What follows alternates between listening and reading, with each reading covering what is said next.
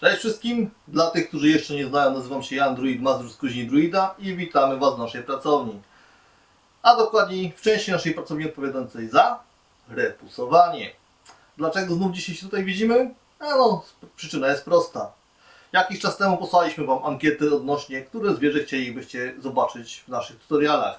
I wygrał ten oto kolega, Dzik. Dzięki wielkie za Wasze zaangażowanie.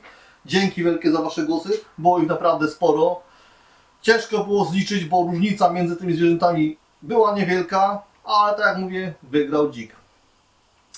I tym oto filmikiem chciałbym rozpocząć dla Was serię tutoriali o podstawach repusowania. Dzięki temu rysunkowi i Waszym głosom będziemy mogli prześledzić sobie na spokojnie, krok po kroku, najprostsze metody repusowania. Zaczynając od doboru blach pod repusowanie, transfer obrazka na blachę, no i już potem samo repusowanie. Mam nadzieję, że Wam się spodoba. Pamiętajcie, jak co, to łapki w górę i naciśnijcie sobie subscribe. A my widzimy się za chwilę przy pracy. Na razie. No to co? Zaczynamy. Ja przy moich pracach repuserskich korzystam z 3 grubości blach, mianowicie 0,5 mm, 0,8 mm i 1 mm. Wybieram grubość blach na podstawie 3 wytycznych, czyli wielkość pracy, głębokość repusu i medium, na którym chcę pracować. Wielkość pracy to każdy chyba rozumie, o co chodzi. Nie będziemy małego wisiorka z płaskim, no może nie tyle płaskim, co z małym repusem robić na blasze 1 mm, bo po pierwsze będzie to męczarnia, po drugie szczegółowość na takiej blasze wyjdzie nam naprawdę kiepsko. Trzeba będzie naprawdę dużo pracy dołożyć do 1 mm blachy, żeby nam ładnie szczegóły wyszły. Co do większych prac, 0,8, 1 mm jak najbardziej. Tutaj już możemy sobie spokojnie pozwolić na to, żeby ją głębiej wypuścić, zrobić więcej szczegółów, które będą naprawdę fajnie widoczne. Także tutaj też bym zostawił przy 0,8, no 1 to tak naprawdę do takich bardzo dużych prac, ale to kiedyś do tego dojdziemy. Jak mówię, 0,8 sprawi się idealnie, 0,5 mm sprawi się idealnie na wisiorki. Co do medium, to ja pracuję na 2 mediach. To znaczy, kiedyś pracowałem na 2 mediach, aktualnie wszedłem na jedno. Poduszka z piaskiem, czyli to, o czym będziemy robić ten tutorial, jest to w zasadzie podstawowa rzecz w repusowaniu. Może nie tyle rzecz, co podstawowa technika. Jest najprostsza i wymagająca najmniej przygotowania w tym wszystkim. No ale też prace wymagają, jeżeli mają być bardzo szczegółowe, wymagają bardzo dużego nakładu pracy. Ewentualnie bardzo dużego doświadczenia, a podejrzewam, że tego jeszcze na razie nie mamy. I druga sprawa, smoła repuserska. Na smole repuserskiej można sobie pozwolić na wyciągnięcie pracy głębiej i bardziej szczegółowo. To jest 0,8. Wcześniej do tej pracy użyłbym pewnie 1 blachy, żeby osiągnąć ten poziom szczegółów, który tutaj mam.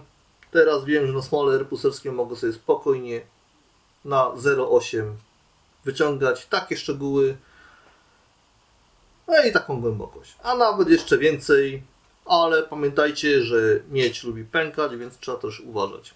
Ale to dowiecie się w czasie pracy, w czasie robienia. Najgorsza nauka, ale też potrzebna. No to co? O grubościach blach chyba byłoby na tyle. No to przechodzimy teraz do transferu pracy na blachę miedzianą. A raczej nie pracy, tylko obrazka. No to widzimy się za chwilę. To teraz co do transferu obrazka na blachę miedzianą.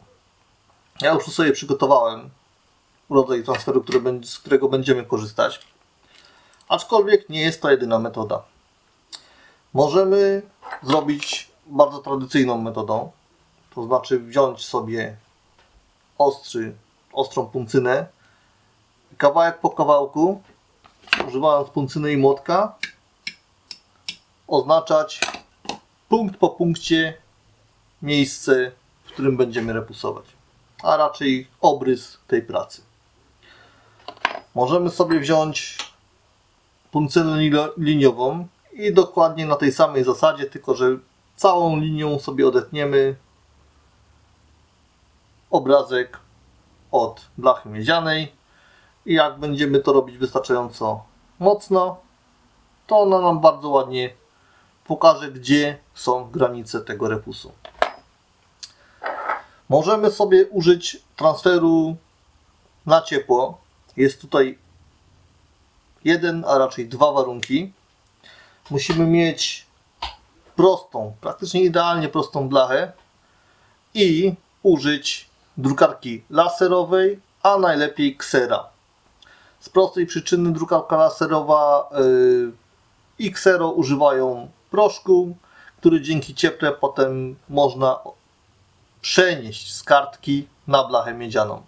Tylko tak jak mówię, najlepiej użyć ksera, ponieważ nowe drukarki laserowe mają bardzo dobry proszek i ciężko go potem przetransferować za pomocą tego ciepła. A ciepło mam tutaj na myśli na przykład żelazko. Fajnie wychodzi, można się pobawić. Polecam, fajny eksperyment. Mnie się podobało. My użyjemy troszkę innej metody, w zasadzie najprostszej metody, jaką mi pokazano kiedyś tam. Będziemy sobie używać kalki maszynowej. Starszym nie muszę tłumaczyć, młodszym pewnie troszkę bym musiał. Kalka maszynowa służy do przekopiowywania obrazków za pomocą czegoś ostrego, a najlepiej długopisa, na inną kartkę. Ona ma dwie strony, jedna strona odbija, druga strona nie odbija, więc trzeba też się uważać, gdzie, w którym momencie będziemy ją mieć i jak jest odwrócona co do naszej pracy. Jak to sprawdzić? Ja sobie zazwyczaj biorę i robię kreseczkę, odsłaniam, jeżeli widzę kreskę na blaszę, to znaczy, że to jest ta dobra strona. Ja wiem, że to widać, ale czasami człowiek się śpieszy i nie zawsze zwróci na to uwagę.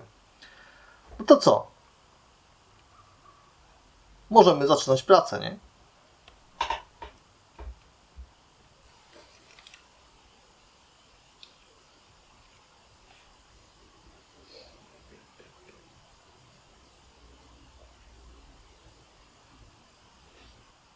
No okej, ja już przekalkowałem.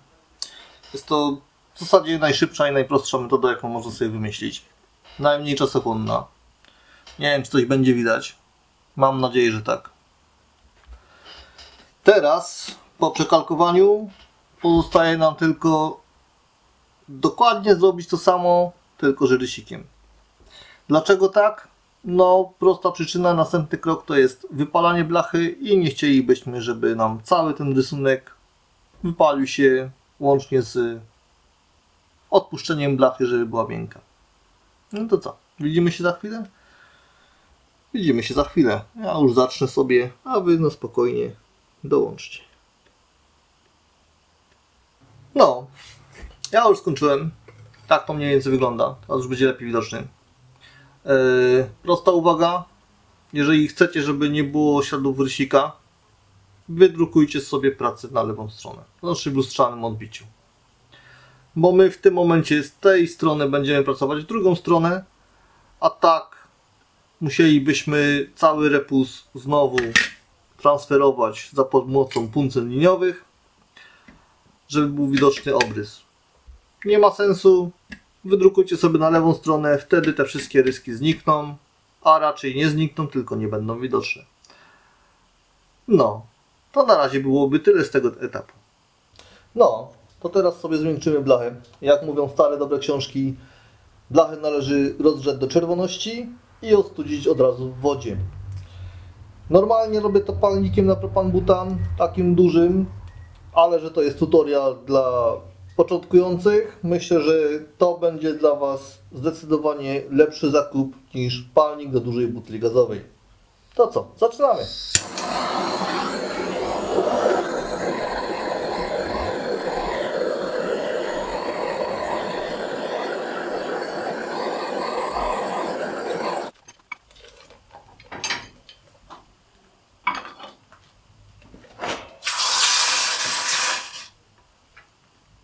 No to co? To tym ognistym akcentem będziemy kończyć. Jeszcze taki chwilowy protip.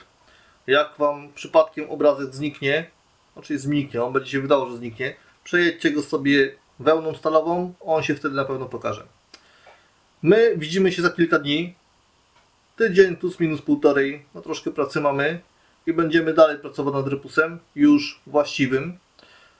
Cała ta praca jest właściwym repusem, no ale wiecie, o co mi chodzi. Już wtedy będziemy pracować na blasze i już wtedy będziemy używać puncyn i będziemy rozmawiać sobie o puncynach i narzędziach. No to trzymajcie się ciepło, jak Wam się podobało, łapki w górę. Jak co, to zasubskrybujcie, włączcie sobie tam alarm, żeby Was poinformowało o następnych filmikach. No i widzimy się za niedługo. Na razie, trzymajcie się ciepło, cześć.